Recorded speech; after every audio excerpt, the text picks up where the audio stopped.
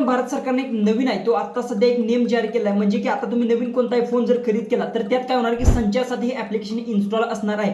बरेचसे लोक म्हणतात की डेटा आपला जो काही तो सेफ राहणार आहे का, हे ऍप्लिकेशन कसं काम करणार सगळ्या डिटेल्स मध्ये सांगतो. त्याआधी तुम्ही आपल्या चॅनलला सबस्क्राईब केलं नसेल तर सबस्क्राईब नक्की करून घ्या.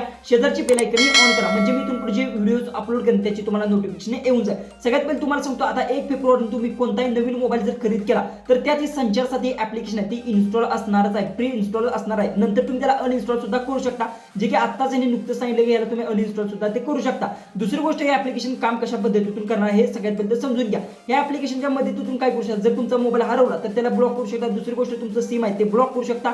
त्यानंतर तुम्हाला सुद्धा तुमच्या नावावर किती सिम आहेत हे सुद्धा तुम्ही चेक करू शकता. अशा पद्धतीने भरपूर सारे काम आहेत ते तुम्ही यातून करू शकता. आणि हे ऍप्लिकेशन आहे हे प्रत्येकाच्या मोबाईलमध्ये आता इन्स्टॉल असणार आहे. 1 फेब्रुवारीपासून तुम्ही कोणताही नवीन मोबाईल घेतल्यानंतर याला अनइन्स्टॉल सुद्धा ते करू शकता. आणि महत्त्वाची गोष्ट तुम्हाला सांगतो, जी की डाटा जी की तुमचा आहे हा सिक्युअर राहू शकतो, याची खात्री कोणी सुद्धा इथे देऊ शकत नाही. मी सुद्धा इथे तुम्हाला सांगू शकत नाही की डाटा तुमचा सिक्युअर राहू शकेल का नाही. कारण की तुम्हाला एक गोष्ट सांगतो, तुम्ही थर्ड पार्टी ऍप इन्स्टॉल करता, त्याला परमिशन्स देता, त्यापर्यंत ही भारत सरकारने आपली लॉन्च केलेली ऍप आहे ही तुम्ही यूज करू शकता. दुसरी मेन गोष्ट आहे, ही ऍप तुम्हाला यूज करायची असेल तर करू शकता. दुसरी गोष्ट, जर तुम्हाला अनइन्स्टॉल करायची असेल तर तुम्ही अनइन्स्टॉल सुद्धा ते करू शकता. पण मी तर एक गोष्ट सांगितली की हे ऍप्लिकेशन भारी आहे, कारण की सगळ्या गोष्टी तुम्हाला यात भेटतात. जसं की तुम्ही एक विचार करू शकता, जसं की हे ऍप्लिकेशनच्या मदतीने तुमच्या नावावर सिम किती आहे, त्यानंतर तुमचा मोबाईल समजा कुठे हरवला किंवा चोरी झाला तर त्याला ब्लॉक करू शकता, सिम ब्लॉक करू शकता. हे असे फीचर्स तुम्हाला यात भेटणार आहेत.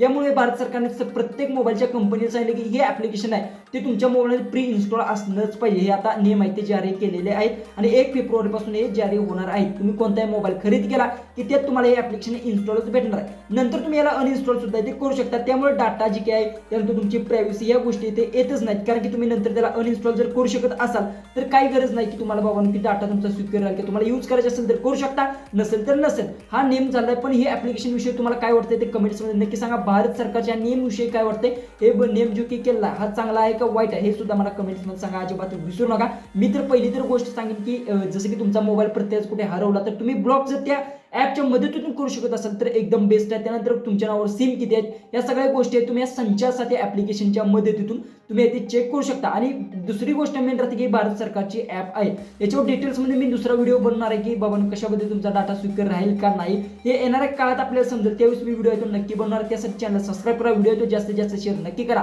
तर चला आपण भेटूया उद्याच्या एक नवीन इंटरेस्टिंग आणि अशा मजेशीर अशा व्हिडिओमध्ये.